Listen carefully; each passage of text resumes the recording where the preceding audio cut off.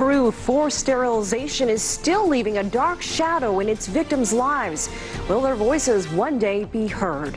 I'm Elaine Reyes in Washington, D.C., and this is America's Now. First up, thousands of women in the 1990s coerced into sterilization in Peru. A program to control population and reduce poverty. It was supervised by both doctors and the government. Everyone Everyone in the community looks down on us. They think we're corrupted and allowed this to happen. Forcibly sterilized. Correspondent Dan Collins reports from Lima on what is being done to assist victims today. And then children born into Mexico's prison system. They live with their mothers in confinement and even sleep in their cells. Because these children, most of them have never been outside the prison, right? So they've never seen a car, they've never seen a dog, they've never seen what society is like. We'll introduce you to a woman trying to stimulate their minds and brighten their lives. Meet game changer Saskia Nino de Rivera.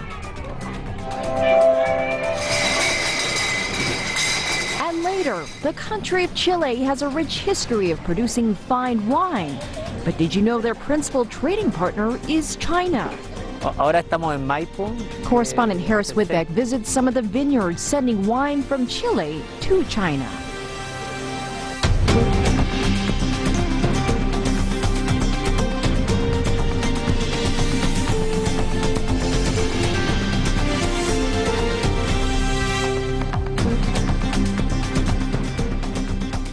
Welcome to the show.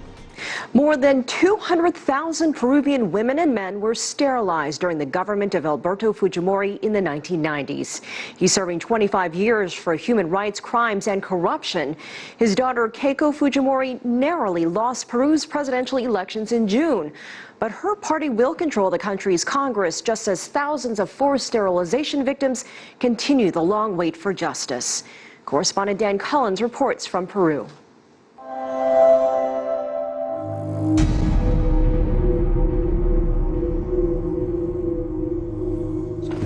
In the highlands around Peru's one-time Inca capital, Cusco, lies Chumbivilcas. Nestled in the countryside, it feels like time has stood still in this historic Andean town.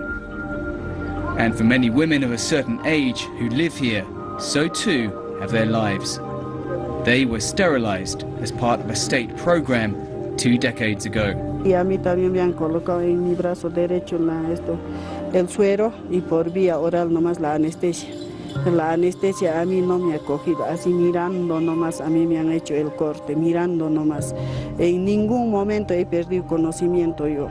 Entonces yo estaba reclamando, doctor, mi sangre se va a acabar, me estás cortando con guilés nomás, así, ¿no? Ahora ya no vas a tener más hijos, así me ha dicho. Ya tienes ya una artillería, así. Ese era el favor para mí, que ya no tendría más hijos ya. Así nomás como a corderitos nos han degollado. Felicia had just given birth to her 4th child in July 1997. 3 days later, she says she was invited to visit the clinic because her baby was unwell. There, she claims she was sterilized against her will. In the Andes, where fertility is prized, the lives of these women have never been the same. Somos mal mirados, nos miran mal. Que las mujeres corrompidas o por corrompirnos nos hemos dejado hacer es lo que trata la sociedad, nos miran mal a nosotros, nos humillan y muchas familias se han separado, han roto esa relación, muchas, porque ha habido esa vez una señora que ha ido a hacerse curar de la gripe, estaba agripadita, ya no la han dejado salir, lo han ligado y se lo ha abandonado su esposo. Ha tenido un segundo compromiso igualito. Es que no puede darle un bebé. According to Peru's health ministry, nearly 350,000 sterilizations were performed on women and more than 20,000 on men between 1993 and 2000. These women are just a handful of those forcibly sterilized in a massive nationwide campaign in the 1990s. Some of them already had children. Some of them hadn't even begun to start families. All say they were either tricked or didn't fully understand the consequences of what was being done to them at the time. but they live with those irreversible consequences to this day. Concepcion Alcahuaman was unwell with a swollen gallbladder. In 1997, she travelled to Arequipa, the nearest big city, to have it surgically removed. Under a local anaesthetic throughout the operation, she claims she watched as the surgeon cut her fallopian tubes. Una vesícula bolsita, eso ha sacado. Su mano lo mete y no entra su mano, sino hasta casito nomás su mano ha adentrado. Y como no ha entrado su mano, y nuevamente me he hecho corte. Entonces me metieron como una bolsa en mi barriga, así me ha jalado y por adentro su mano se ha adentrado. Así todavía donde la trompa. Entonces, ahí no sé qué cosa me ha hecho. Parece que me ha pellizcado, o me ha jalado, o me ha cortado. Lo he sentido dolor ahí. Porque ya no estaba sintiendo dolor, pero eso sí he sentido.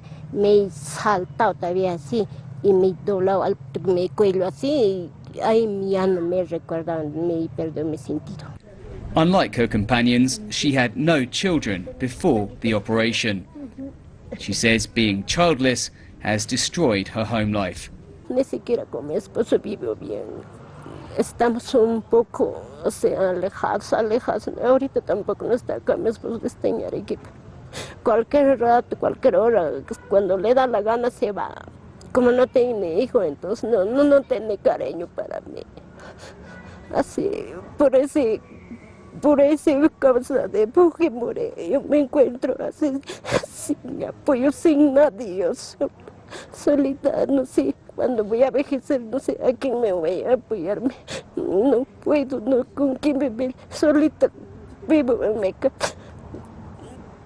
The so-called reproductive health program was implemented by then-President Alberto Fujimori, now jailed for corruption and crimes against humanity.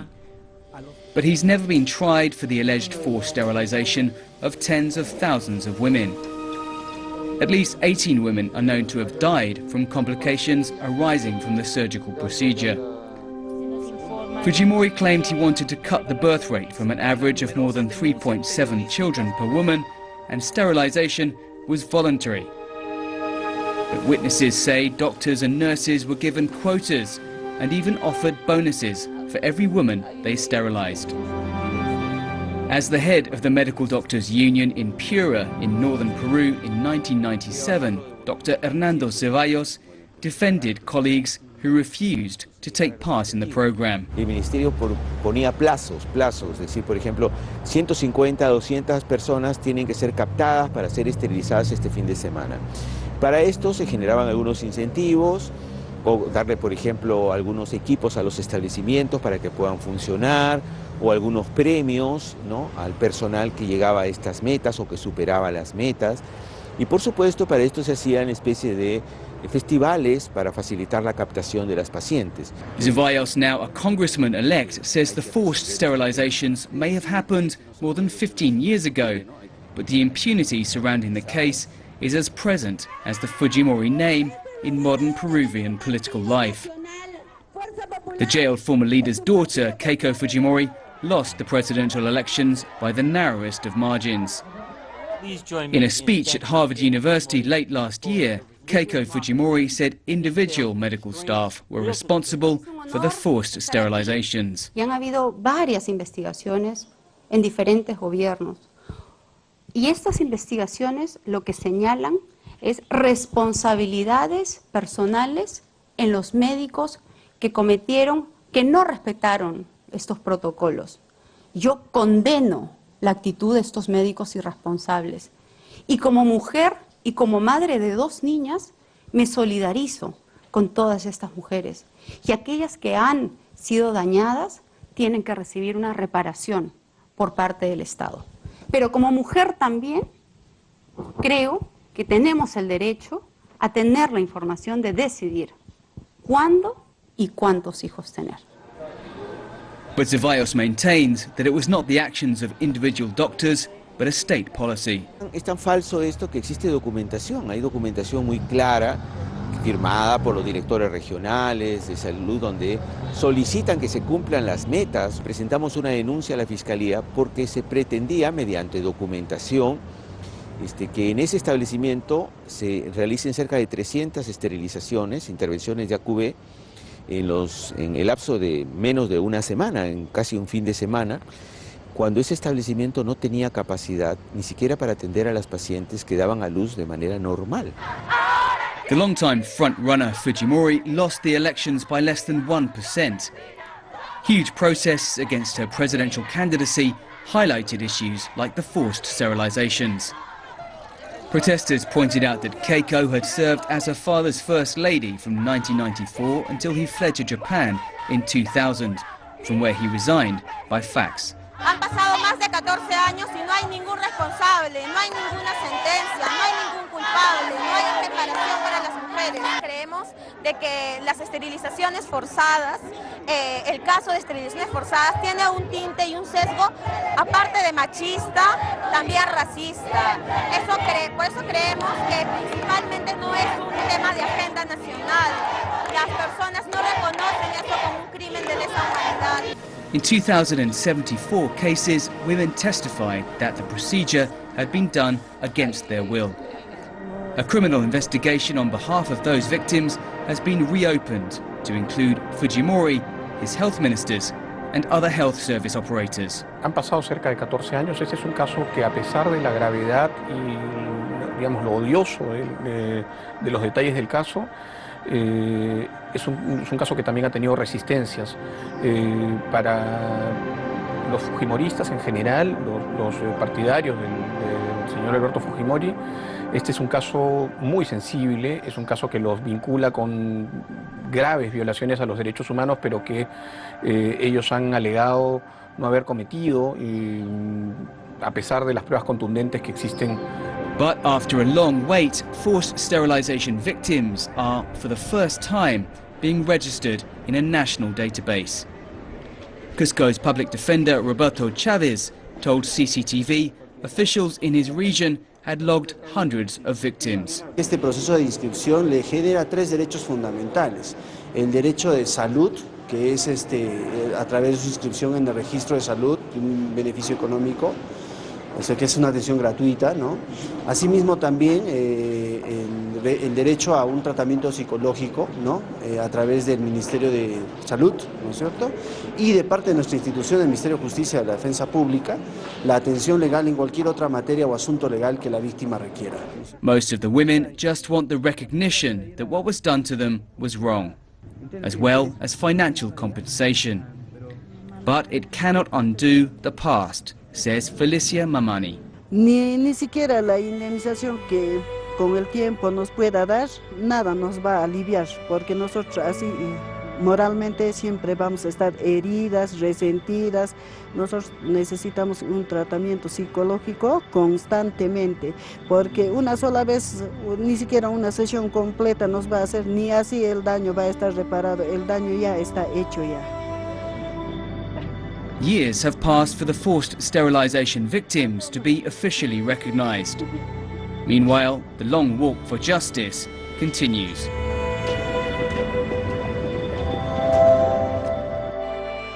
Peru's most senior prosecutor has asked for a new investigation into the case.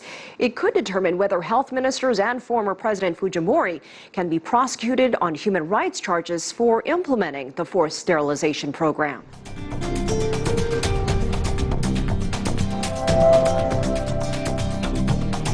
Coming up. A woman helping Mexican children growing up in prison. They've never seen what society is like. So we help these kids have the tools that they need in order to be successful in life, because they still have their whole life in front of them. America's Now. Welcome back to America's Now. In Mexico, there are currently hundreds of children who are born and raised in the prison system.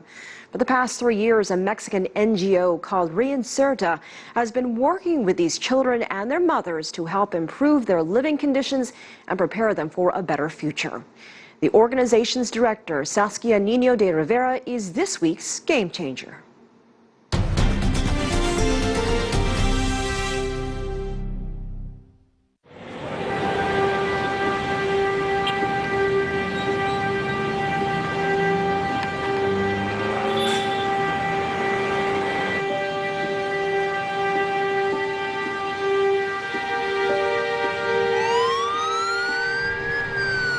For the last couple of years, Mexico has had a really bad problem with organized crime, and the fact that Mexico's prison system doesn't work does not help Mexico to get better, because the prison system is the last chance that we have in order to give opportunities to the people that have given their life to the organized crime. And if we don't see our prison system as a place where we could help these people come out of that kind of life, then Mexico's security problem is going to be worse every time.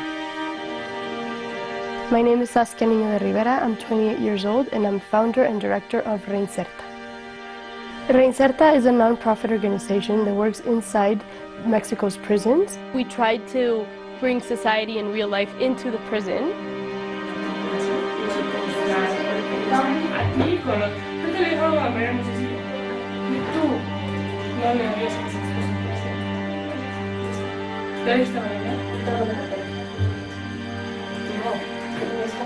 So when I started to live what a hostage negotiation is, I started to understand and try to be really intrigued what is happening in our country and what is happening to a person that he feels that he can take someone, put him inside a little room, maybe mistreat him harshly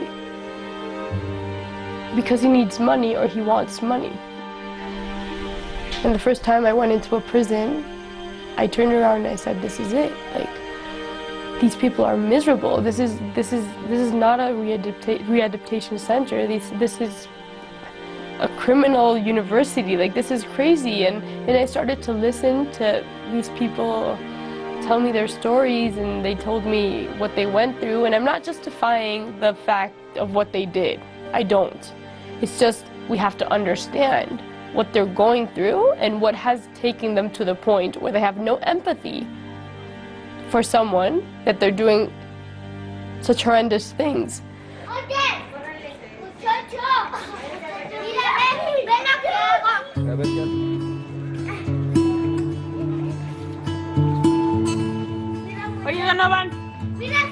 Reinserta works with children that are born and raised in Mexico's jail system. A lot of people don't know this, but Mexico has, by law, children that live inside these prisons. Because these children, most of them have never been outside the prison, right? So they've never seen a car, they've never seen a dog, they've never seen what society is like. So we help these kids have the tools that they need in order to be successful in life, because they still have their whole life in front of them.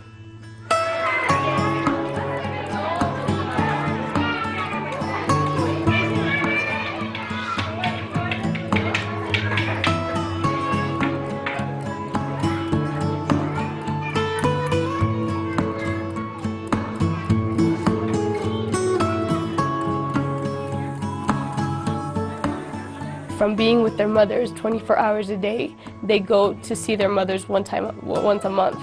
So when the separation occurs, it's very traumatic, not only for the child, but also for the mother. So we have to start working on that months, maybe a year, before this occurs.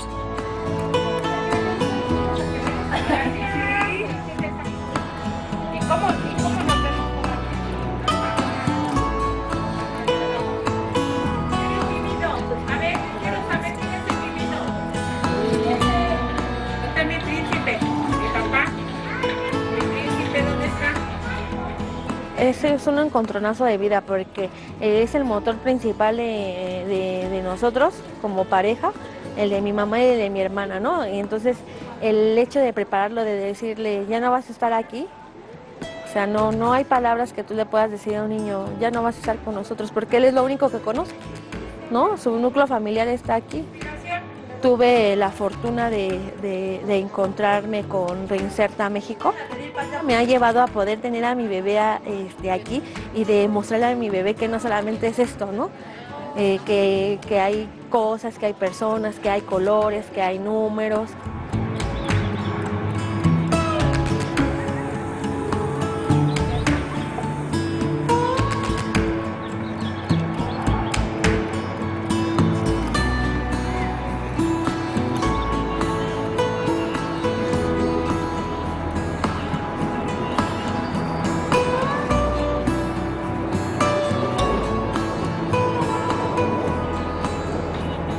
Mexico, when a teenager has done a crime, he goes inside the juvenile system, and when he comes out, he has no opportunities. He goes back to his life. So Reinserta has created a model that is sort of like a halfway house, where we try to work one-on-one with these kids and help them get back into society in a positive way, crime-free, drug-free way.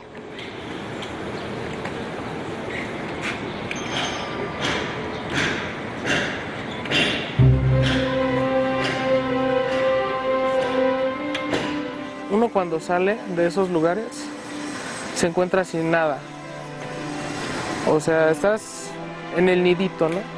Sales y te encuentras desprotegido, no sabes qué hacer, y aparte como ya estás como fichado, pues no es tan fácil que encuentres trabajo, sales sin papeles, la mayoría sale sin estudios, sin apoyo familiar.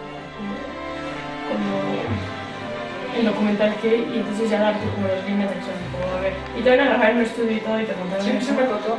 Un delito, realidad carcelaria, miseria dentro de la cárcel, bla, bla, ¿no? Empecé a diseñar y pues, hice playeras, o sea, ahorita apenas ya las concluimos ya impresas y con lo que es el empaquetado. El ver ahí plasmado tu esfuerzo es algo muy agradable y muy satisfactorio, ¿no? Saber que lo has logrado. Cierto, sí. Lo que quiero pues es terminando la prepa meterme a estudiar criminalística. O sea, después de lo que me pasó, como que ver la injusticia me motivó mucho a eso. Obvio que en el país está difícil, ¿no? Pero yo creo que un pequeño granito es el cambio. I love helping people that no one ever turns around and sees, because we judge. And if that person's created a crime, we never say, why did that person create a crime? Or what happened to that person in order to create that crime, or to do that crime? So if we understand that, we work in prevention, but you also work with a group of people that normally no one works with. So it's very gratifying, and I love it.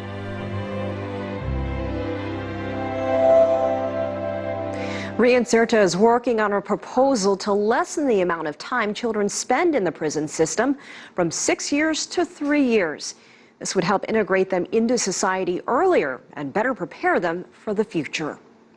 We'd love to have your input, so if you know someone who's helping change the world, drop us a line at an@cctv-america.com or tweet us at cctv_America and tell us about a game changer you would like to see on America's Now.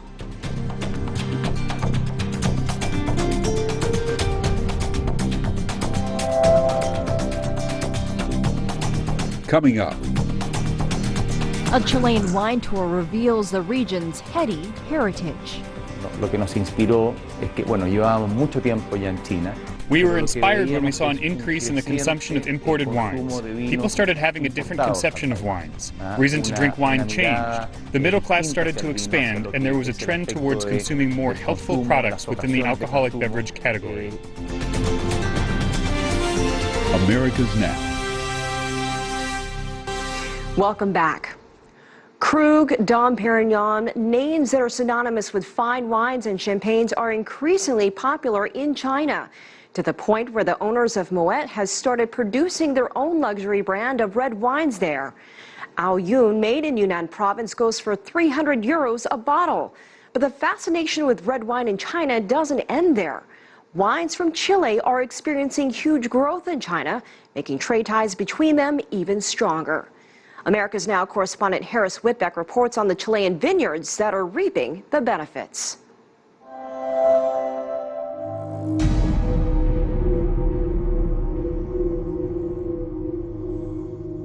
Si tú ves, generalmente una hoja que es más roja que el resto. Lo que tenemos acá es Carmener. He's been surrounded by grapes and wine his entire life. He speaks of his family's vineyards as if they were his most precious offspring. Pero si tú ves el viñedo en general, no queda nada. Sebastián de Martino is passionate about his family's organic winery outside of Santiago. Ahora estamos en Maipo, que a 60 kilómetros más o menos de Santiago, en un lugar que tradicionalmente ha sido conocido por producir los Cabernet Sauvignon y Cabernet más elegantes. Si tú ves al fondo está la cordillera de los Andes, y ahora estamos en periodo de otoño. Si tú ves las hojas están ya rojas, empezando a caer. las primeras nevadas de los Andes empiezan a caer y hacia el otro lado tenemos el mar. Por lo tanto, estamos situados en un lugar más cercano al mar que nos permite tener un clima que es templado cálido, que nos permite crecer estas variedades con gran éxito acá en Maipo.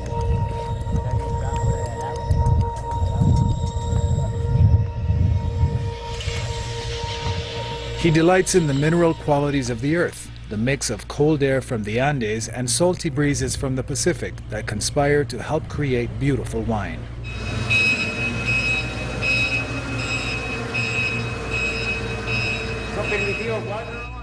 And he is discovering that passion is being stoked across the Pacific.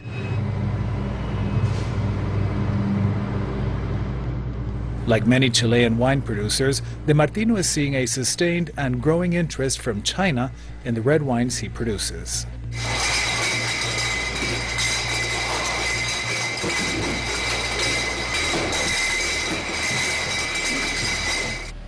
While they have been in the market for years, Chilean producers have seen a surge in the interest of Chinese consumers. Lo que nos inspiró es que, bueno, llevábamos mucho tiempo ya en China, pero lo que veíamos es un creciente consumo de vinos importados al país. Una mirada distinta hacia el vino, hacia lo que es el aspecto del consumo, las ocasiones de consumo, se fueron variando y se fueron expandiendo. Una clase media creciente que tiene otros intereses, una orientación hacia productos más saludables dentro de lo que la categoría de alcoholes, por supuesto, que es el vino y en especial el vino tinto. Y en todo esto realmente Chile con una percepción muy favorable desde los consumidores. Por lo tanto, estamos absolutamente convencidos de que tomamos las decisiones correctas. Siempre uno hubiera querido invertir más y más temprano, pero creo que el momento fue muy apropiado. Formamos una empresa, una oficina, en que los recursos locales son muy fundamentales. Es una empresa local, con gente local, que nos enseña, ¿no es cierto?, cada día más acerca de los canales, de las potencialidades. Es un mundo que cambia todos los días en China, pero con nuestro equipo allá, con nuestros tentáculos, digamos ahí, y con el compromiso de la compañía, estamos cada vez entendiendo cómo crecer, cómo capitalizar y cómo construir marcas, que es lo que es nuestra ambición, construir marcas en el mercado chino. Casillero del Diablo, produced by the famed Concha y Toro winery, for many it is Chile's most emblematic export. A hearty red wine that is as much about the legend of its origins as it is about its depth and flavor. Lo que tiene de fabulosa la marca Casillero del Diablo es que es una marca, yo le llamo un true winemaker's brand. Es una marca que tiene el heritage, la historia, que habla de la historia de la compañía, en que nuestro fundador, don Melchor, guardaba sus mejores vinos, y ustedes van a tener la ocasión de ver la bodega Casillero del Diablo. Y él escondía ahí sus mejores vinos, y como era muy característico en la época, inventó una leyenda que el diablo vivía ahí. Y de hecho le pagaba a algunos trabajadores para que hicieran ruido, y bueno, quizás se apareció en más de alguna ocasión el diablo, pero tiene la leyenda, tiene la historia, pero muy importante lo que está dentro de la botella, está lleno de integridad, está lleno de calidad, y eso es lo que creo que nos diferencia con otras marcas, porque tú puedes crear marcas de la nada, puedes inventar marcas, pero esta es una marca que viene de una realidad de la compañía, y además se logra ofrecer calidad y a un público masivo a precios muy convenientes. Entonces esa mezcla hace de Casillero del Diablo una marca global presente en 150 países. Last year, China consumed 90,000 bottles of Casillero, and that figure continues to grow. China is Chile's most important trading partner. While copper is by far the main export, red wine is proportionately not far behind. In 2015, Chile sold close to $250 million worth of red wine to China, a 40% increase in sales over 2014. Much of that wine, about $57 million worth, was sold in bulk so that local distributors could market it under their own brands.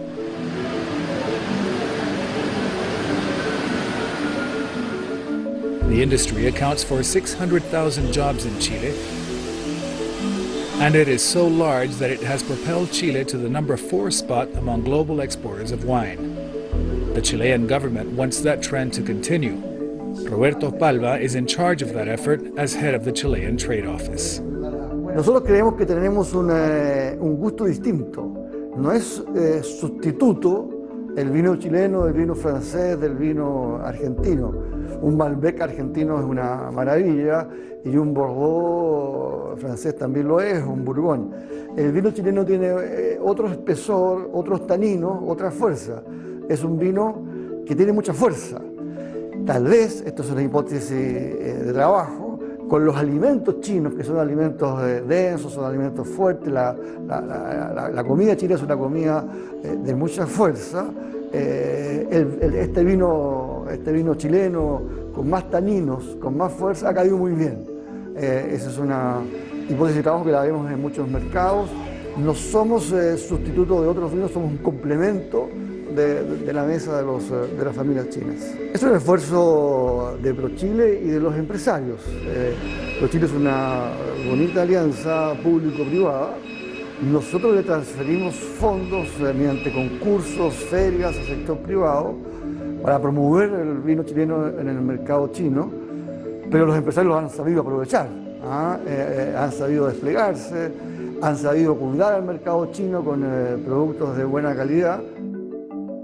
Ensuring that continued growth requires special knowledge of the intricacies of the Chinese consumer market, one that is rapidly changing as the Chinese middle class grows and becomes increasingly sophisticated. Yo creo que puede ser un cambio gradual, pero muy rápido. Recuerdo hace 7 años atrás, cuando me involucré en liderar esta zona, fue mi primer viaje a China. Es otra China, son otras las realidades, son otros los diagnósticos, y seguramente los que yo pueda transmitirte brevemente hoy día van a variar el día de mañana. Producers, larger commercial ones like Concha y Toro and smaller ones like De Martino, say their quality will help counter the complexity of the market. For Sebastián de Martino, it is about wines with a strong heritage, like this one, which is fermented in clay vessels that are literally hundreds of years old. Lo que tenemos acá son tinajas, son más o menos las que tenemos en esta sala, son 80 tinajas más o menos, las cuales corresponden a 2 vinos que nosotros comenzamos a hacer hace más o menos 6 años, uno que se llaman los viejas tinajas, tal como el nombre del recipiente. La tradición en Chile, cuando llegaron los españoles y plantaron las primeras viñones en este lugar en 1551, era hacer vinos que se fermentaban y envejecían en estas tinajas. La tradición casi se perdió durante nuestra historia y años atrás tratamos de regresar al pasado y buscar nuestros orígenes al tratar de hacer un vino como se hacía antes. Y estos vinos que se hacen acá son vinos muy especiales que nos conectan con el pasado, que nos conectan con nuestra historia y los orígenes de la viticultura nacional. Y son muy, muy especiales. Comenzamos con 14 tinajas, hoy por hoy tenemos 140, tenemos algunas guardadas al lado que no estamos usando, porque no hay muchas tinajas hoy en día. Al perderse la tradición y al extinguirse, ya no la hacen. Y las nuevas que se hacen son buenas, por ejemplo, para maceteros, cosas así, sí, pero no para vino. Claro. ¿Y estas las rescataron ustedes? ¿Las fueron...? Uno por uno rescatando. Sí, entonces tú ves que son de distintos tamaños y formas también. No hay ninguna que sea igual. Or Casillero del Diablo, which evokes the strong character of its founder and of the earth it comes from with every sip. Todo vino parte en el terroir, en la tierra. La elección del terroir adecuado para las uvas es clave. Y Conchitoro ha invertido apasionadamente, diría yo, no solamente racionalmente, pero muy apasionadamente, en todos los distintos terroirs de Chile, por ejemplo. Desde el norte, Limarí, hasta el sur, en Biobío. Entonces, tenemos una variedad muy importante, pero además podemos controlar la calidad, porque son viñedos propios. Los que no son viñedos propios son contratos de largo plazo, y no voy a entrar en mucho detalle, pero son contratos que siempre están al servicio de la calidad, es decir, recompensan, bonifican a ese contratista, digamos, que está, a ese productor que sigue los estándares definidos. Quality and tradition helping to create a new brand of wine drinkers across the sea. Since China is already the world's largest market for red wine, producers around the world are looking to break into the growing and lucrative group of red wine lovers there.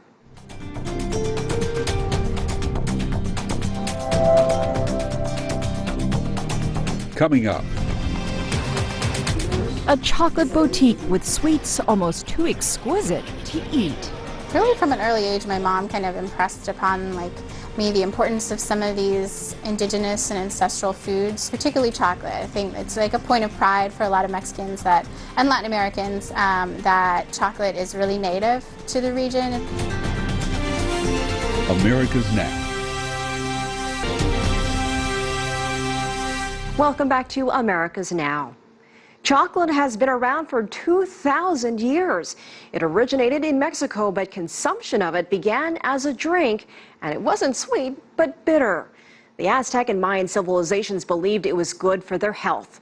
Legend has it Montezuma, the Aztec emperor, drank 50 cups of chocolate a day. Spanish explorers brought chocolate to Europe in the 1500s, but it wasn't until the 1850s that the idea of eating chocolate began. In England, chocolate houses were gathering places like pubs or coffee houses. Today in Washington, D.C., there is a chocolate house as well, but it's a shop. For this week's Urban Voice, we introduce you to one of the owners of the chocolate house, Marisol Slater.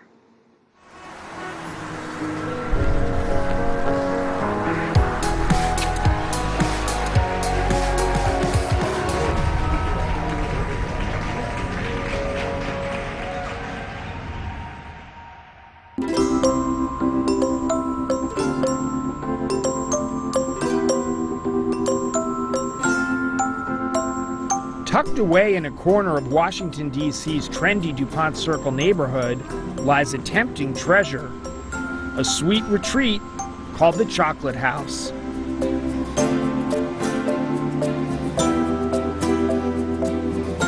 Marisol Slater is one of the store's 3 current owners.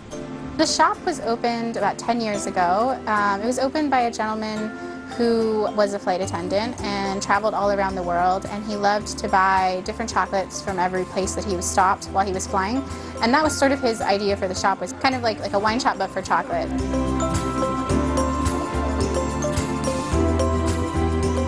Almost all of the cacao producing countries in the world we have a bar or a product from, which includes most of Latin America. So Mexico, Guatemala, El Salvador, Dominican Republic, Cuba, Haiti, and into Ecuador, Venezuela, Panama, Brazil. Some countries have bigger production right now than others. Do you guys have any questions?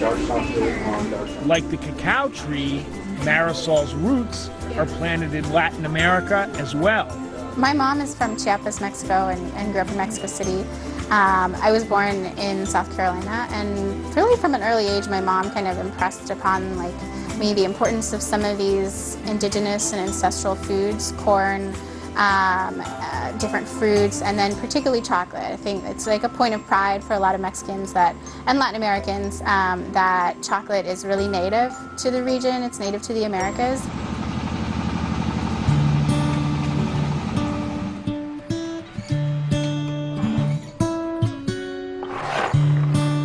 A lot of people don't know that it's an agricultural product, that it's like coffee. It grows, and it grows in the global south, 20 degrees north and south of the equator. Most of the world's cacao comes from small farmers, so it's not these big, huge agri-farms like palm or banana. 80 to 90% of the world's cocoa is grown and harvested by farmers who have like 25 acres or less.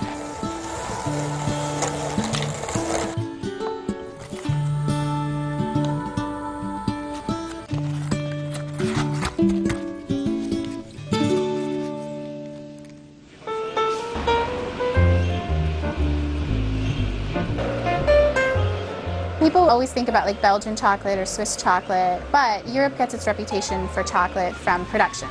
It has produced chocolate since cacao was brought from the Americas to Europe. And the Europeans found out all these different and super creative and ingenious ways to add sugar to it and add milk powder and make, bonbons and confections. So that's where their expertise comes in, is in production.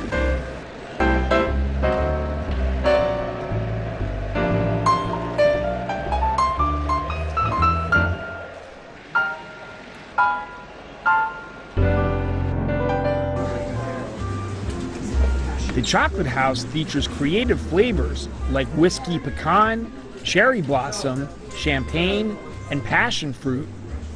Some look too beautiful to consume. What's the most popular flavor? We sell a lot of salted caramels, which I believe is probably a huge trend for all chocolate makers. But in terms of bars, we really try to promote our local makers, people who are doing the whole process themselves from bean to bar here in the area. And those tend to be darker chocolates, so 70%. And the more people kind of learn about chocolate and taste more chocolates, the more people gravitate towards some of those darker chocolates. A lot of that flavor and aroma and depth that you would find in a really fine wine.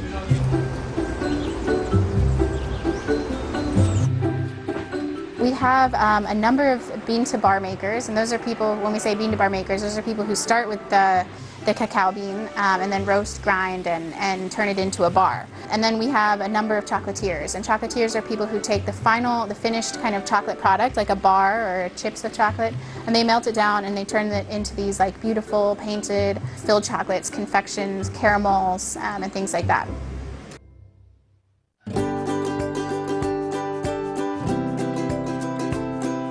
"2016 marked the year the Chocolate House sponsored Washington, D.C.'s first chocolate festival, a chance for people with a passion for chocolate to meet the makers." How are you guys doing? We're killing it. Like, this is all we have left. Amazing. Yeah, it's like 200 bars gone. Good. Yeah. That's really, really good news. Yeah. We are super happy with the turnout. We were a sold-out event, and I think almost everybody has come and claimed their tickets. We're really pleased.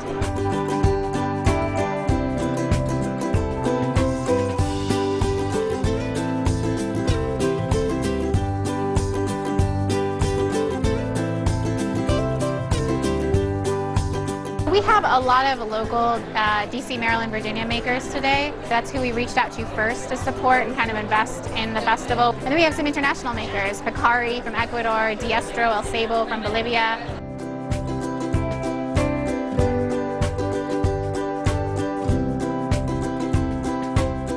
Picari means nature in Quechua, which is the Indian language of our land. Also means new beginning. So the founders liked this word because they said we have to start the chocolate business as a new beginning, and also let the world know that the best cocoa doesn't come from Europe, it actually comes from our country, from Ecuador. In Ecuador we have about 20,000 people that depend on cacao growing that work for us. We have about 23 different bars, but then we also have some fruits covered with chocolate.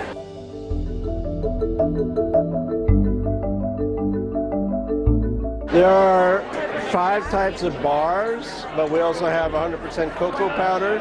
It comes from the co-op in Bolivia. These trucks are taking the beans of the chocolate, of the El Sabo chocolate, which is 100% organic. All the beans are air dried. They don't go into ovens, so it's pure, and it keeps all its nutrition, all its caffeine. Once those beans are dried, they have to go to a processing plant. And since the beans are grown on the east slope of the Andes, on the skirt of the Andes near La Paz, they have to travel on what's generally known as the most dangerous road in the world. These trucks cannot pass, and usually, especially when it's raining, they have their own protocol as to who has to stop and back up to go to the little area where they can pass. And sometimes they have to wait a day or two if the mountain falls on the road. But it just goes to show you what all the co-op has to go through to get the chocolate. Back at the Chocolate House, Marisol and her partners offer tastings and classes to the public. We do a basic tasting class and we do a basic truffle making class. And the basic tasting class is kind of your introduction to chocolate from start to finish. we really want to be more involved with small makers and with farmers. So for us, it will be great to use kind of our platform and knowledge about chocolate to reach out to more farms around the world, particularly in Latin America, and try and get those farmers connected to makers or distributors, importers who can use their beans and kind of increase their ability to take this amazing plant and make it their livelihood. The pods of the cacao tree contain 40 to 50 beans each and are surrounded by white pulp. It takes about 400 beans to make a pound of chocolate.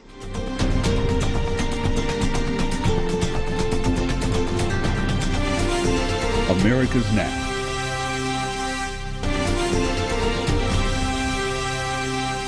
Finally, we take a look at urban gardening in Venezuela. Residents are encouraged to grow fruit and vegetables on their balconies or in the garden as a way to deal with food shortages. The homegrown foods also help reduce living expenses. We leave you with images of city farming in Venezuela. Thanks for watching. We'll see you again next week for another edition of America's Now.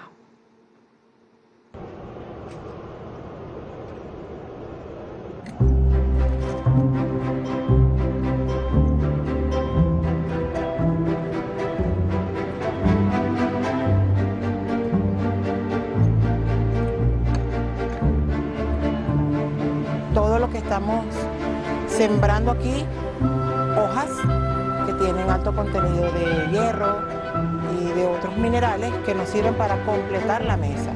Realmente nosotros no estamos sembrando aquí para llenar el estómago, sino para alimentarnos mejor.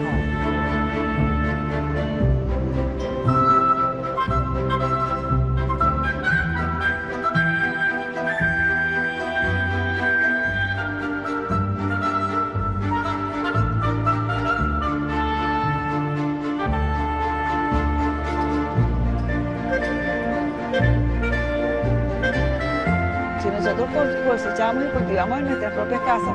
No viene nadie a quitarnos eso, ni nadie nos lo va a vender, nosotros mismos lo tenemos.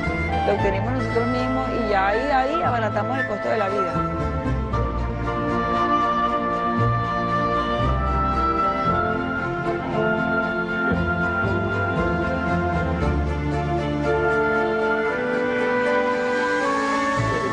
El tomate que tenemos que es anaranjado, ¿viste? Para las hamburguesas.